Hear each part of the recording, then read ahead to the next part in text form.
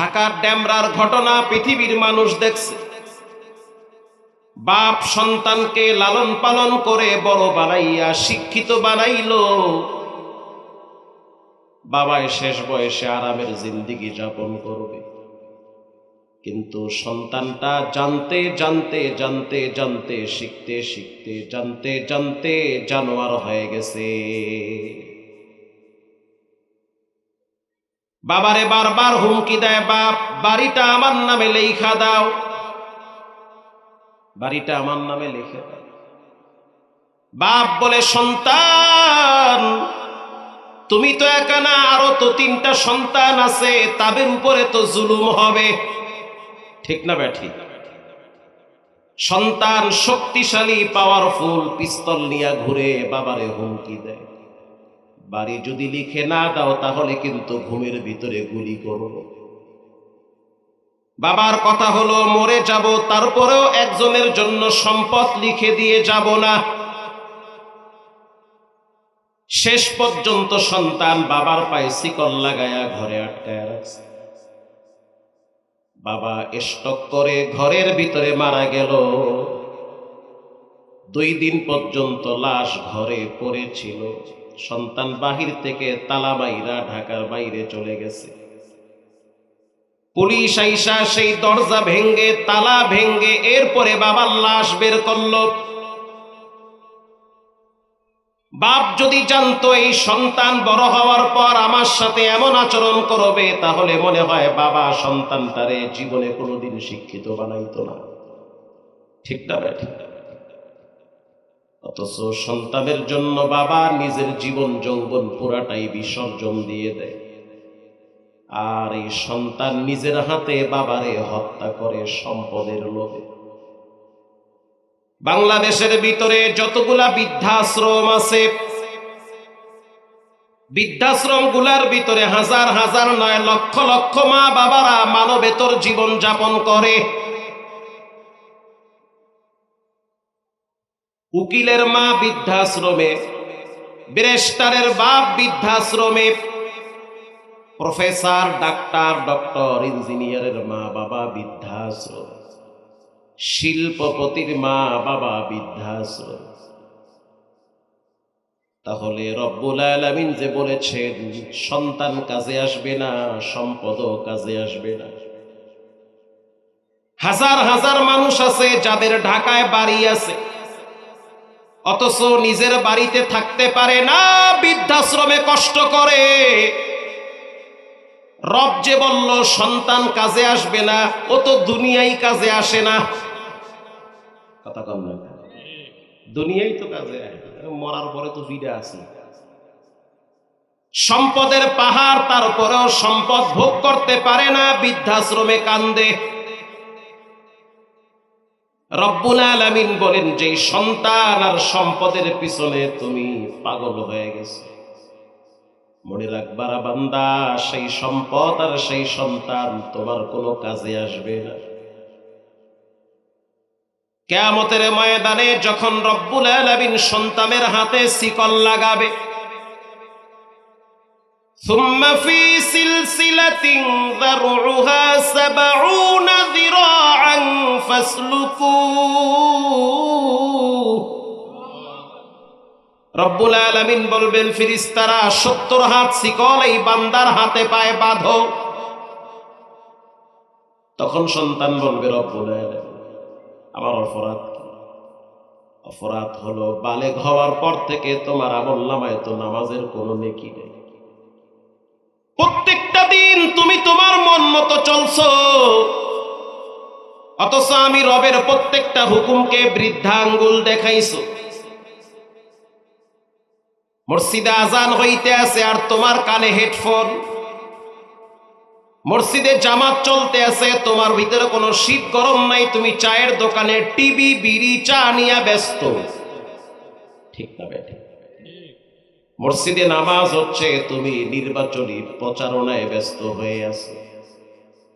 মসজিদে জামাত চলতে আছে, ওরে পাতি নেতা, তুমি কি চিন্তা করলা না তোমার রব তোমারে মসজিদে ডাকতেছে? অথচ তুমি ঘন্টার পর ঘন্টা পার্টি অফিসে বসে থাকো, তোমার মালিক তোমারে মসজিদে ডাকে, তোমার খবরই নেই। কিয়ামতের ময়দানে সন্তান মা বাবার বিরুদ্ধে মামলা দায়ের করবে। রব্বুল আলামিন বাবার ঘরে থাকতাম, বাবার ঘরে খাইতাম, অথচ আমার আব্বারে আগে ধরে। ফজরের টাইমে বাবায় কখনোই নামাজের কথা বলে নাই, জোহরের সময় বাবায় নামাজের জন্য ধমক দেয় নাই। একদিন যদি কোচিং এ না যাইতাম বাবার মাথা গরম হয়ে যেত, অথচ আমি ফজরের নামাজ না পইরা আরামে ঘুমাইতেছি, বাবায় একদিনও আমারে ধমক দেয় নাই। পরীক্ষায় যদি নাম্বার কম পাইতাম আমার বাপ আমারে রাগ করত, আর আমি মেয়েটা প্রত্যেকটা দিন কলেজে যাইতাম, ভার্সিটিতে যাইতাম, বেপরদা অবস্থায় বাহিরে নামতাম, বাবায়ও ধমক দিত না, মায়ও ধমক দিত না। রব্বুল আলামিন আমার কোনো দোষ নাই, সব দোষ হলো আমার মা বাবা। নাউজুবিল্লাহ বলেন। চাচা যাইবেন কই? আমি ধরা তো ঠিকই মাইয়া বলে আপনারা খাওয়াই দেব। গলাটা একটু টানতেছি, একটু সিস্টেম করা যায় কিনা দেখেন। প্রিয় ভাইরা আমার, তাকবীর দেন, নারায়ে তাকবীর। প্রিয় ভাইরা আমার, সন্তান এবার বিচারের ময়দানে মা বাবার বিরুদ্ধে প্রথম মামলা দিবে। রব্বানা ইন্না আতা'না সাদাতানা ওয়া কুবারা'না ফাআদাল্লুনা আস-সাবিলা। রব্বুল আলামিন, আমার কোনো দোষ নাই, সব দোষ হলো আমার আব্বা। সাদাতানা ওয়া কুবারা'না, বড়দেরকে ধরেন। ছেলেটা ক্লাস 10-এ পড়ে, কোচিংও খোলা, প্রাইভেটও খোলা। রমজান মাসে ছেলেটা বলছে, মা সেহরির টাইমে আমারে ডাক দিবা। মা বলছে, না, তুমি না ছোট মানুষ, তোমার প্রাইভেট আর কোচিং আছে, রোজা রাখলে স্বাস্থ্য খারাপ হয়ে যাবে। ঠিক না বেঠিক? মা বাবা সন্তানটাকে ছোট বলে বলে রোজা রাখতে দেয় না। ক্লাস 10-এ পড়ে, হ্যাঁ বলে ছোট, অথচ 13টা মাইয়ার লাগে লাইন করে। ঠিক না বেঠিক? লেদা পোলা, ক্লাস 10-এ পড়ে মেয়েটায়, ছোট মাইয়া, একেবারে লেদা মাইয়া, রোজা রাখতে দেয় না প্রাইভেট আর কোচিং এর জন্য। এবার রব্বুল আলামিন বলবে, বান্দা বলো তোমার আব্বা আম্মারে কেমন শাস্তি দিব? তখন সন্তান বলবে, রব্বানা আতিহিম দিফাইনি মিনাল আযাব ওয়ালআনহুম লা'নান কাবীরা। রব্বানা আতিহিম দিফাইনি মিনাল আযাবি ওয়ালআনহুম লা'নান কাবীরা। রব্বুল আলামিন, আপনি আমার আব্বাকে ডাবল আযাব দেন, মাকে ডাবল শাস্তি দেন, সিঙ্গেল শাস্তিতে হবে না। তাহলে রব যে বলেছেন সন্তানও কাজে আসবে না, সম্পদও কাজে আসবে না। মা আগনা আন্নি মালিয়া হালাকা আন্নি সুলতানি। সম্পদওয়ালা বলবে বিচারের ময়দানে, আমার সম্পদ তো আমার কাজে আসে নাই। ক্ষমতার জন্য কত পাগল হইছি, ক্ষমতার জন্য মানুষকে হত্যা করে, ক্ষমতার জন্য একজন আর একজনকে গালি দেয়, মিথ্যা অপবাদ দেয়, আছে না নাই? হালাকা আন্নি সুলতানিয়া। রব্বুল আলামিন, এখন তো দেখতেছি ক্ষমতাও কোনো কাজে আসলো না, সন্তান কাজে আসলো না, সম্পদও কাজে আসলো না, ক্ষমতাও কাজে আসলো না। এবার রব্বুল আলামিন বলবেন, মালিক ফেরেশতা এর জাহান্নামে নিয়ে যাও। এবার তার হাতে পায়ে শিকল লাগায়া জাহান্নামে নেওয়া হবে।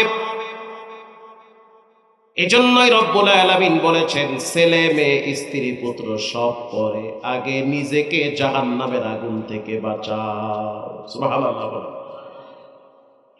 নিজেকে জাহান্নামের আগুন থেকে বাঁচাও। পৃথিবী বিখ্যাত একজন বাদশার নাম ছিল হারুন আর রশিদ, যার কথা ইতিহাসের পৃষ্ঠায় পৃষ্ঠায় লেখা। ন্যায় ইনসাফের মূত্র প্রতীক ছিল হারুন আর রশিদ। তার একটা সন্তানের নাম ছিল আব্দুল্লাহ, বয়স মাত্র 17।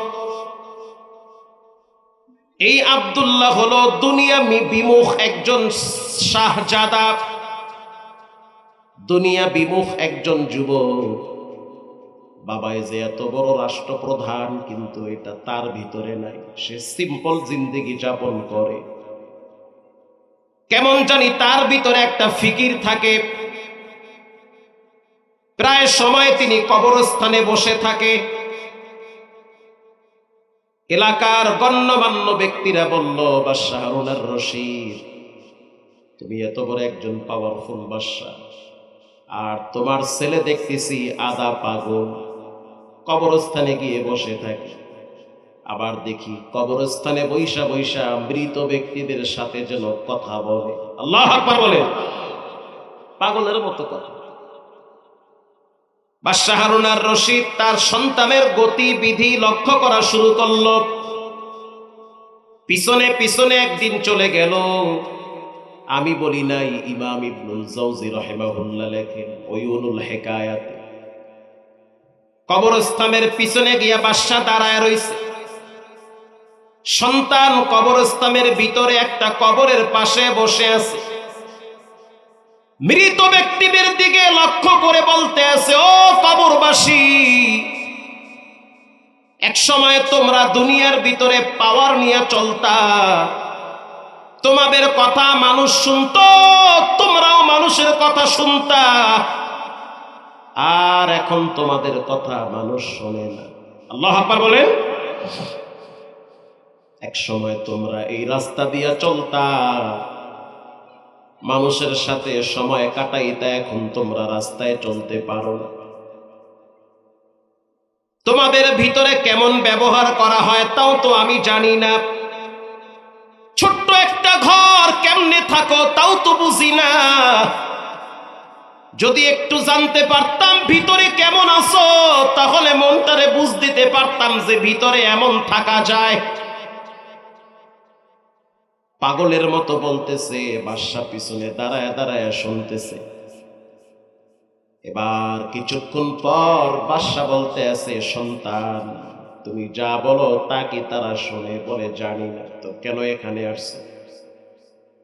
বাদশার ছেলে বলতে আছে, আব্বা জান, আপনি না হারুন আর রশিদ, বাগদাদের বাদশা? যখন আপনি রাস্তা দিয়ে চলেন হাজার হাজার মানুষ আপনাকে সালাম দেয়, কিন্তু আমি চিন্তা করে দেখলাম আজকে যদি মারা যান, কালকে আর কেউ আপনারে সালাম দিবে না। জীবনের শেষ ঠিকানা হলো কবর, এখানে আমাকেও যেতে হবে, তোমাকেও যেতে হবে।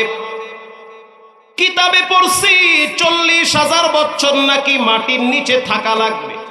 সহিহ মুসলিম শরীফে আসছে, নবীজি বলেন, যে ব্যক্তি সর্বশেষ মারা যাবে তাকেও 40,000 বছর মাটির নিচে থাকা লাগে।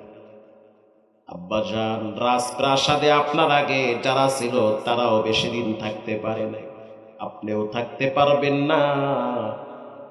যেই জায়গায় লম্বা টাইম থাকা লাগবে সেই ঘরের পাশে আইসা মাঝে মাঝে খোঁজ খবর নেওয়া দরকার। আল্লাহু আকবার জোরে বলেন।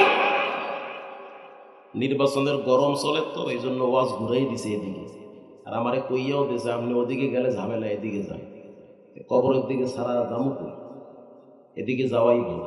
মানুষের দিলের ভিতরে যদি আল্লাহর ভয় আসে, এদেশের সব নেতাদের চরিত্র ভালো হয়ে যাবে। কবরের ভয় অন্তরে থাকার দরকার আছে না নাই? তো ওই দিকের ওয়াজ করলেই ভালো হয় বেশি। বাদশা হারুন আর রশিদ সন্তানকে বলল, চলো বাসায়। আব্বা আপনি আগে যান, আমি পিছনে পিছনে আসি। বাপ চলে গিয়ে রাজ সিংহাসনে বসল। এবার বাদশার সন্তান আব্দুল্লাহ বাবার সামনে দিয়ে যাচ্ছে, মন্ত্রীরা বসে বসে দাস চিবায়া চিবায়া হাসতেছে আর বলতে আছে, বাদশা এমন একটা ছেলে জন্ম দিলেন যে কেনা পাগল টাইপের। এর পরের দিন আবার তারে আমি খরিদ করার জন্য বাজারে গেলাম, গিয়া দেখি নাই। পরের দিন আবার গেছি, গিয়া দেখি তখনও নাই। পরের দিন আবার গেছি, গিয়া দেখি নাই। আমি ডাইনে বামের কামলাদেরকে প্রশ্ন করলাম, পিছনের সারিতে এক যুবক ছিল, তারে তো আর পাই না। আর একজন যুবক বলতে আছে 3 দিন পর্যন্ত সে জংলার ভিতরে পড়ে আছে, অসুস্থতার কারণে দাঁড়াইতে পারে না। আবু আমের বুসরি বলেন, আমি চলে গেলাম জংলার ভিতরে, গিয়া দেখলাম জংলার ভিতরে একটা ইটের উপরে মাথা দিয়া সে শুয়ে আছে। আমি তার মাথাটা কোলে নিলাম, আমি বুঝতে পারলাম তার জীবনটা কোনো মতে ভিতরে আছে। আমি প্রশ্ন করলাম, আব্দুল্লাহ চলো তোমারে আমি চিকিৎসা করার জন্য বসরা নগরীতে নিয়ে যাই। যুবক বলল, সাবধান, চিকিৎসা করা লাগবে না, যিনি রোগ দিয়েছে তিনি আমাকে একটু পরেই নিয়ে যাবে। দুনিয়ার হাওয়া বাতাস আমার জন্য সংকীর্ণ হয়ে গেছে, আমার জীবন হয়তো একেবারেই মৃত্যুর দ্বার প্রান্তে চলে আসছে। আমি হয়তো বাঁচবো না, কারণ সাকরাতুল মউত শুরু হয়ে গেছে, মৃত্যুর যন্ত্রণা ভিতরে আবার শুরু হয়ে গেছে। আল্লাহু আকবার বলেন। আবু আমের বুসরি বলেন, আমি ওর মাথাটা বুকের সাথে লাগাইলাম আর বললাম, যুবক তোমারে আমি চিনি না, কোথায় তোমার বাড়ি, কে তোমার বাপ, কোন বংশের তুমি তাও তো জানলাম না। আব্দুল্লাহ বলল, আবু আমের বুসরি, আমার ইন্তেকালের পর আমার একটা পুরান জামা আছে, সেই জামাটা দিয়ে আমারে কবরে দাফন করে দিই। আর আমার একটা কোরআন শরীফ আছে, আমার একটা আংটি আছে, কোরআন শরীফটার আংটিটা আমার মায়ের কাছে পৌঁছায় দিবে। আবু আমের বুসরি বলল, তোমার বাড়ি কোথায়? বলে, আমার বাড়ি বাগদাদে। তুমি আমারে চিনবা না, তুমি যদি বাদশা হারুন আর রশিদকে পাও, হারুন আর রশিদকে পাইলে গিয়া বলবা, এই নাও আংটি, এই নাও কোরআন, আব্দুল্লাহ নামের একজন যুবক আপনাকে দিয়েছে আব্দুল্লাহর মাকে দেওয়ার জন্য। আল্লাহু আকবার বলেন। এটা বলতে বলতে কালেমায়ে শাহাদাত পড়তে পড়তে শেষ নিঃশ্বাস ত্যাগ করল। আবু আমের বুসরি বলেন, আমি নিজের হাতে গোসল করাইছি, জীবনের শেষ গোসল, বিদায়ের গোসল করাইয়া এরপরে আমি একটা জামা দিয়া শরীরের ভিতরে ঢাইকা কবরে রাখছি। কবরে রাখার পর আমি আংটি আর কোরআন শরীফ নিয়ে বাড়িতে আসছি। রাত্রিবেলা যখন ঘুমাইছি, স্বপ্নে দেখতে আসি জান্নাতের বাগানে স্বর্ণের চেহারে বসা আছে, আর পিছনে একজন দাঁড়ায় স্বর্ণের পাখা দিয়া তারে বাতাস করতেছে। আবু আমের বুসরি বলেন, পরের দিন সকালবেলা দেরি করি নাই, আংটি আর কোরআন শরীফ নিয়ে চলে গেলাম বাগদাদের দিকে। বাগদাদের শহরে যখন আমি পৌঁছাইলাম, শহরে ঢুকি নাই, কেবল বর্ডারে ঢুকবো, ইন্দিমিন টাইমে তাকায়া দেখলাম বাদশা হারুন আর রশিদ হাজার হাজার দেহরক্ষীদের মাঝখান দিয়ে তার ঘোড়াটা যাইতেছে। আমি দূর থেকে হাত উঁচা করে বললাম, বাদশাহ বসরাত থেকে আসছি একটা গুরুত্বপূর্ণ বিষয় জানার জন্য। বাদশা হারুন আর রশিদ এবার তার বিশাল বড় সৈন্যবাহিনীকে থামায়া দিল, রাষ্ট্রীয় নিয়ম নীতি সব ঠান্ডা করে দিয়ে হারুন আর রশিদ তাকে ডেকে বলল, কে তুমি? বলে, আমার নাম হলো আবু আমের বুসরি। কোথায় তোমার বাড়ি? বলে, বসরা নগরীর সামুদ্রিক এলাকায়। কেন আমার কাছে আসছো? বলে, একটা কোরআন শরীফ আর একটা আংটি আছে। দেখি কোরআন আর দেখি আংটি। যখন আংটির দিকে তাকাইছে, সন্তানের চেহারা ভাসে। বাদশা হারুন আর রশিদ নিজের ভিতরটারে কন্ট্রোল কইরা খাদেমকে বলল, আবু আমের বুসরিকে রাজপ্রাসাদে দিয়া ওখানে মেহমানদারির ব্যবস্থা করো, রাষ্ট্রীয় কার্যক্রম শেষ করে আমি বাদশাহী মহলে ঢুকবো। রাত্রিবেলা আবু আমের বুসরিকে বাদশাহ এবার পার্সোনাল ভাবে ডাকছে। ডাকার পরে বলল, দেখি আংটি, দেখি কোরআন। আংটির দিকে তাকাইয়া বাদশাহ হারুন আর রশিদ বসে বসে ফোফায় ফোফায় কাঁদে। আর প্রশ্ন করলো, কি ব্যাপার বলো, আংটিটা তোমাকে কে দিয়েছে? বলে, আব্দুল্লাহ নামের একজন যুবক দিয়েছে আংটি। কোরআন শরীফটা কে দিছে? বলে, সেই দিয়েছে। কোথায় সে? বলে, সে তো দুনিয়ার থেকে বিদায়, কবরে চলে গেছে। আমি ওর লাশটারে গোসল করাইছি, আমি ওরে নিজের হাতে কবরে রাখছি। বাদশাহ হারুন আর রশিদ সন্তানের বিরহের বেদনায় চোখের পানি ছেড়ে অঝর ধারায় কাঁদতেছে আর বলতেছে, আমার সন্তানটার সাথে তুমি কেমন ব্যবহার করেছো?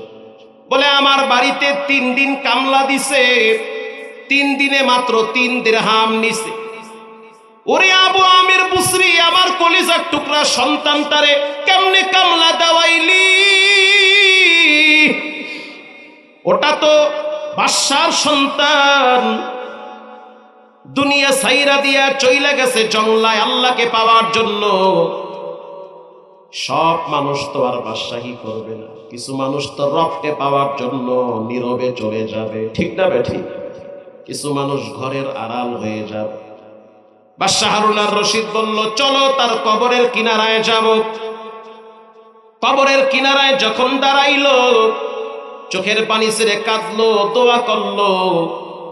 হারুন আর রশিদ বলেন, আমি চলে গেলাম আমার বাসায়, ঘুম তো আর হয় না, কারণ সন্তানের চেহারাটা আমার চোখের সামনে ভাসে। অন্ধকার রাত, গভীর রাত, স্বপ্নে তাকায় দেখলাম আমার সন্তান আমার মাথার কিনারায় দাঁড়ায়া আল্লাহর কোরআন থেকে একটি আয়াত বারবার বলতেছে, ইয়া আইয়ুহাল্লাযীনা আমানু কু আনফুসাকুম ওয়া আহলিকুম নার। হে পৃথিবীর মানুষ, পৃথিবীর ইমানদার বিশ্বাসী বান্দা বান্দিরা, তোমরা তোমাদেরকে জাহান্নামের আগুন থেকে বাঁচাও। আব্বাজান রাষ্ট্রীয় কাজে ব্যস্ত আছেন, বাদশা মানুষ, আল্লাহর জাহান্নামের আগুন থেকে আপনাকে বাঁচান। ওয়া আহলিকুম নার, নিজের আহাল পরিবারকে জাহান্নামের আগুন থেকে বাঁচান। তাহলে চিন্তা করেন, সব মানুষ তো আর দুনিয়ার পাগল হয় না, কিছু মানুষ তো আল্লাহর পাগল আছে দাদা। আল্লাহর হাবিব তার কলিজার টুকরা ফাতেমা রাদিয়াল্লাহু তাআলা আনহাকে ডেকে বলেন, ইয়া ফাতিমা তু ইনকিদি নাফসাকি মিনান নার। ও ফাতেমা, তুমি তোমাকে জাহান্নামের আগুন থেকে বাঁচাও। জাহান্নামের আগুন দুনিয়ার আগুনের মতো না। মুসলিম শরীফের হাদিস, জাহান্নামের আগুন 3000 বছর পর্যন্ত রব্বুল আলামিন এটাকে প্রজ্বলিত করেছে।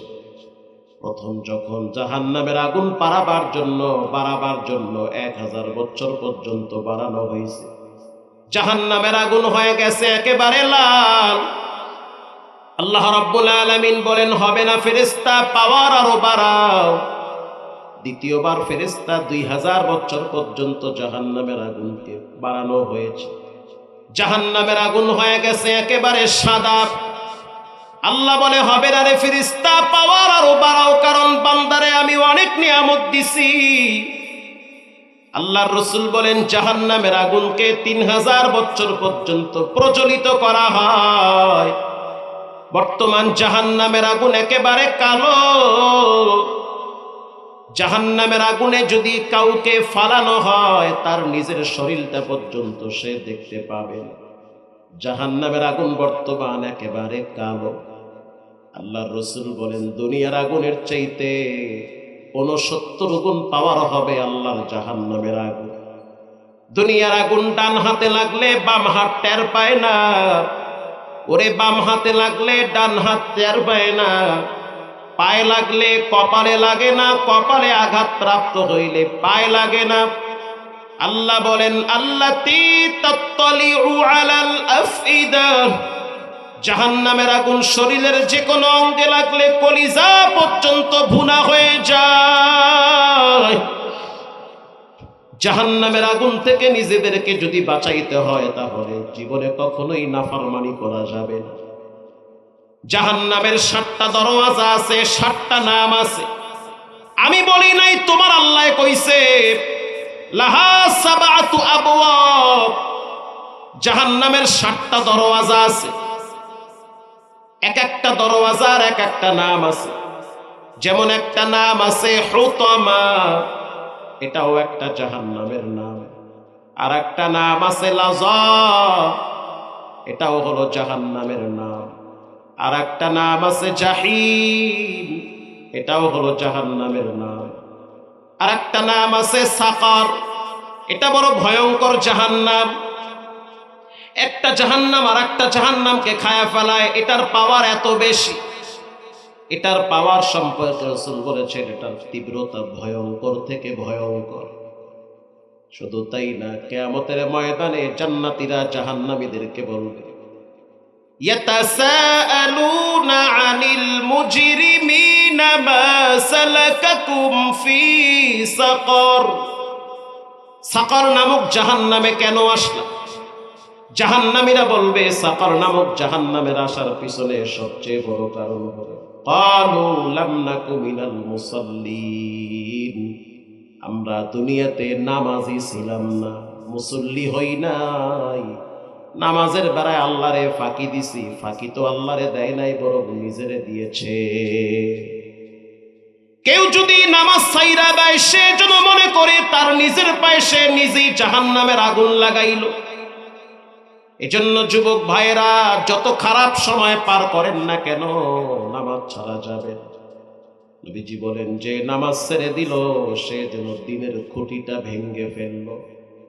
শুধু তাই না, কেউ যদি নামাজ ছাইরা দেয়, ঘর বাড়ি সন্তান পরিবার যদি সব ধ্বংস হয়ে যায়, তার চেয়ে বেশি ক্ষতিগ্রস্ত হয় যে ইচ্ছা করে নামাজ ছেড়ে দেয়। জাহান্নামের একটা নাম হলো সাকার। ওরে বেনামাজিরা সাকার নামক জাহান্নামে থাকবে। শুধু তাই না, রাসূল বলেছেন আসসালাতু মিফতাহুল জান্নাহ, নামাজ হলো জান্নাতের তালার চাবি। অতএব যদি নামাজ না পড়েন তাহলে তো সেই চাবিও পাবেন না। যে ব্যক্তি নামাজ পড়ল সে রবের জিম্মায় চলে গেল।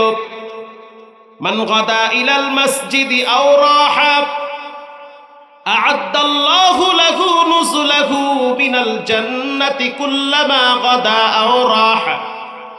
আল্লাহর রাসূল বলেন, কেউ যদি সকাল আর সন্ধ্যায় মসজিদে যায়, নবীজি বলেন সে যেন অপেক্ষায় থাকে, তার রব তার জন্য জান্নাতে দস্তারখানা বিছায়া দিবে। সুবহানাল্লাহর পাওয়ার বাড়ায় দেন। তার জন্য জান্নাতে দস্তারখানা বিছায়া দিবেন কে? প্রিয় ভাইয়েরা আমার, আজকে মানুষ শীতের ভিতরে নামাজ পড়তে চায় না। শীত বাড়লে মুসল্লি বাড়ে না কমে? কিন্তু পাগলও বাড়ে। শীত বাড়লে মুসল্লি কমে, পাগল বাড়ে। এই দিনাজপুরে ওয়াজ করতে গেছি, ওরে শীত, জানুয়ারি 6 তারিখে শীতের ঠেলায় দেখি হাত পাও লগে নাই, এমন ঠান্ডা। তা আসরের টাইমে এক মসজিদে ঢুকছি নামাজ পড়ার জন্য, ফুলবাড়ি বিরামপুর, এলাকার নাম হয়েছে আমবাড়ি। কি বাড়ি? বাজার মসজিদ। কিন্তু অনেক কুয়াশা, 3-4 দিন নাকি সূর্যই ওঠে নাই। তো উজু করার জন্য উজুখানায় গেছি, বয়ে বয়ে মেসওয়াক করতে আসি যে ট্যাপটা খুলমু নাকি বইয়া থাকবো। হাত দিলেই তো দেখবো হাত নাই, এত শীত। সুবহানাল্লাহ। বারবার দোয়া কালাম পড়তে পড়তে ট্যাপটারে ঘুরলে কেবল হাত দিছি। ওরে আল্লাহ, দেওয়ার লগে লগে দেখি যে আমার হাত নাই। পরে দেখি যে না, হাত আছে কিন্তু ভিতরে শক্তি নেই। মুয়াজ্জিম সাহেবরে বললাম, হুজুর পানি পুনি উড়ান না, ট্যাঙ্কির পানি উড়ান না, এত ঠান্ডা খা। হুজুর গত সপ্তাহে উড়াইছি। চিন্তা করছেন, গত সপ্তাহে ট্যাঙ্কির পানি উড়াইছে, এই পানি এখনো আছে। আমি কি অকম কি? এইটাই সত্য কথা। দেখেন আমনে সহ মুসল্লি মাত্র 7-8 জন, তো পানি তো কমে না। 2-4 জন যাও আহে, হেরাও দেখি ওই বাড়িতে গরম পানি করে উজু করে আয়। আবার কিছু আছে ঠান্ডার ঠেলায় উজু করতে চায় না, মানে এমন শীত, কোনো মতে মুখ টুক ধুইয়া হাত পাও ধোয়া ছাড়াই মসজিদে দৌড় মারে। আমি বললাম গরমের দিন, কারে সুবহানাল্লাহ হুজুর ওয়াকর কি গরমের দিন, একদিনে 3 বার উড়াই, হের ফরও দেখি ট্যাঙ্কিতে পানি নেই। কেমনও মুসল্লি আছে উজু করতে ইয়ে গোসল করে ফেলা, কি ভাই আছে না নাই? মানে একটা হাত 6 বার ধোয়, 7 বার ধোয়, হের ফরও দেখি ধুইতেই আছে। কিও ভাই এতটা বেশি ধুইলে তো সগীরা গুনাহ দূর হয়, সগীরা গুনাহ দূর করে। সগীরা গুনাহ ঘোড়ার ডিম দূর করে। হ্যাঁ, ওই গরমের দিন ঠান্ডা পানি পাইলে হ্যাঁ আরাম লাগে। আল্লাহর রাসূল বলেন, মান গাদা ইলাল মসজিদ, কেউ যদি সকাল আর সন্ধ্যায় মসজিদে যায়, আ'আদাল্লাহু লাহু নুজুলাহু মিনাল জান্নাহ কুল্লামা গাদা আও রাহা। আল্লাহর রাসূল বলেন, তার জন্য রব্বুল আলামিন জান্নাতে দস্তারখানা বিছায়া রাখবে, রব নিজে তারে মেহমানদারি করাবে। সুবহানাল্লাহ। নামাজ পড়বেন তো ইনশাআল্লাহ? ইনশাআল্লাহ যে কমবে গেল, নামাজ পড়বেন ইনশাআল্লাহ। যদি বলি যে তাবারক দেওয়া হবে ইনশাআল্লাহ, বলেন জোরে কইতো ইনশাআল্লাহ। ইনশাআল্লাহ। নামাজের বেলা ইনশাআল্লাহ ঠান্ডা হয়ে যায়। নামাজিওয়ালার ভিতরেও কিছু কোয়ালিটি আছে, সবাই তো আর 5 ওয়াক্ত পড়ে না। পড়ে আমগো কুয়াকাটায় দেখি সবাই পড়ে না, কিন্তু শুক্রবার সবাই যায়। শুক্রবারই মুসল্লি। শুক্রবার যাওয়ার পর দেখি 2 ধরনের মুসল্লি, ওরে আল্লাহ হেনও ভেজাল। আমি তো জুমা পড়াই মতিঝিলে ঢাকায়, ওখানেও দেখি একই কারণ। 9-10 হাজার মুসল্লি, আরে সুবহানাল্লাহ, সালাম ফিরাবার আগেই দেখি অর্ধেক নাই গা। একদিন এক মুসল্লি হেরমাইয়ায় ঢাকায় পাশ করছে, তো চিন্তা করতে আছে এত বড় মসজিদ, কিছু তবারক দিই। হ্যাঁ, 12-13 কেজি মিষ্টি লইয়েছে। মিষ্টি লাগবে 12-13 মন লইয়েছে, 12-13 কেজি। অত লাগবে খাদেম আর ইমাম সাহেবের খাইতে। বিশ্বাস করেন, সালাম ফিরাইয়া দেখলাম কোন মুসল্লি মসজিদে নামে না। ইমাম সাহেব গেলাম, হুজুর মুসল্লি দি যায় না। ওই যে বৃষ্টি দেখছে না, ওই দেখলে কি আর যায়? তো শুক্রবারের ভিতরে 2 ধরনের কিছু মুসল্লি আছে, কোনো মতে সালাম ফিরাইয়া আর একজনের জুতা নিয়ে দৌড়। আবার কিছু আছে এরা ঠান্ডা মাথায় নামাজটা পড়ে, তবারক থাকলে বেশি পড়ে, না থাকলে কম পড়ে। আবার কিছু মুসল্লি আছে হঠাৎ মুসল্লি, মরার ডরে হঠাৎ নামাজ ধরে। ভূমিকম্পে যখন ধাক্কা মারছে ঘর টল লড়ে, কই যাইবে? তো যাওয়ার জায়গা কই ভাই? মরার ডরাইলে কই যায়? মসজিদে যায় না? তখন জুতা মতো হালাইয়া দেয় মসজিদের দৌড়। উজু আছে না নাই পরের হিসাব, আগে আল্লাহর ঘরে যাইয়া লো। আবার কিছু মুসল্লি আছে হঠাৎ, এই যে লঞ্চে গ্রামে যাই মাঝে মাঝে, লঞ্চের ভিতরে তো না হইলো এক একটা বড় বড় লঞ্চে 2-3 হাজার মুসলমান থাকে। কি ভাই থাকে কি থাকে না? অনেক মুসলমান, 3-4 তলা পুরা লঞ্চ বোঝায়। তো ভিতরে ঢুইকে দেখবেন অনেক দাড়ি পাকা মুরব্বীরা বৈশা বৈশা তাস খেলায়, জুয়া খেলায়, টিভি দেখে। ওই নামাজে লন না, যাইবে না।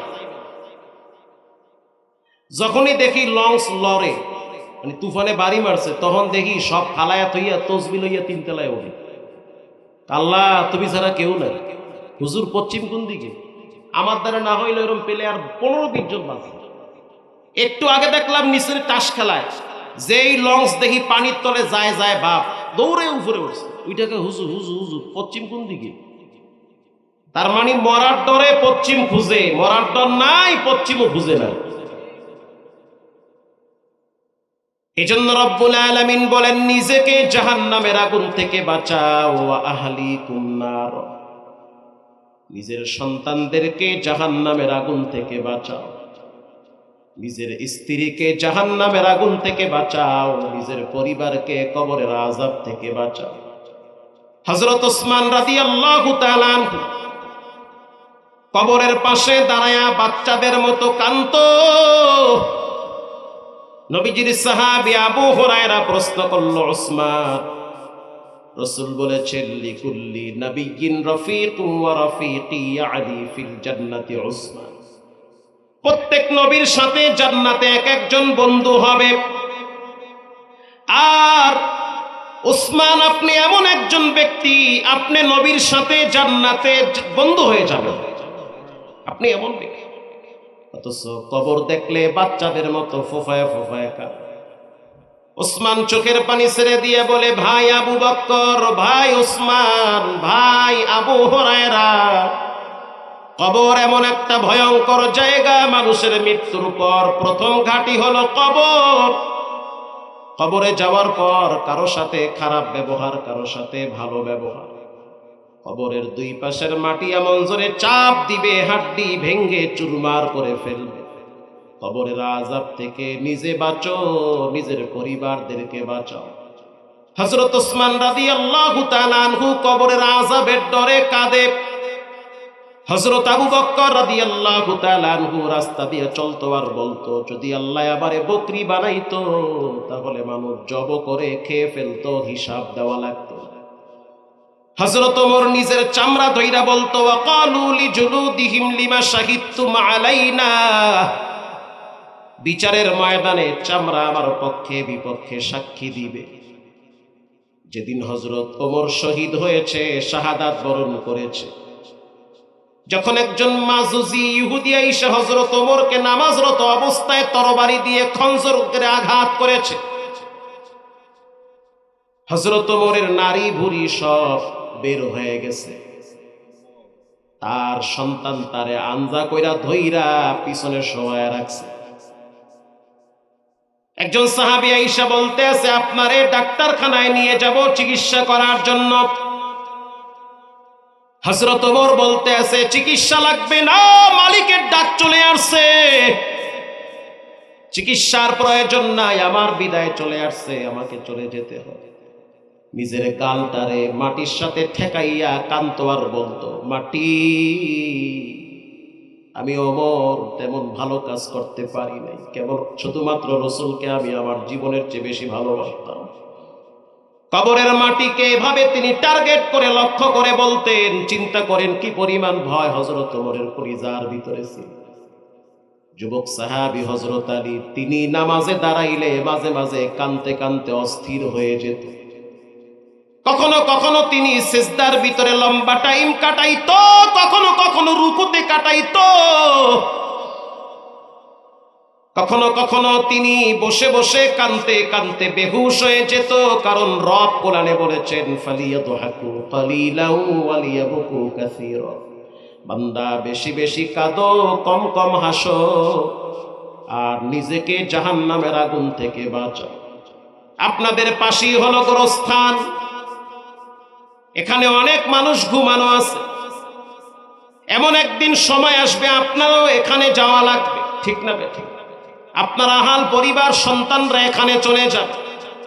অতএব মৃত্যু আসার আগে আজ থেকে খাঁটি দিলে তওবা করে নেন, জীবনে কোনোদিন নামাজ ছাড়ব না ইনশাআল্লাহ। বলেন, জীবনে কোনোদিন মানুষকে গালি দিব না, পারলে উপকার করেন, না পারলে ক্ষতি করা যাবে না। জীবনে কখনোই মা বাবার সাথে নাফরমানি করবেন না, জীবনে কখনোই ওস্তাদের সাথে বেয়াদবি করবেন না। আজ থেকে পাক্কা নিয়ত করে নেন, জীবনে কখনোই মানুষের সাথে খারাপ আচরণ করবেন। আব্বা আম্মার জন্য দোয়া করেন, আর তাদের জন্য বেশি বেশি আল্লাহর রাস্তায় সাদাকা করেন। রাত গভীর হয়ে গেছে, প্রায় 12:30টার কাছাকাছি।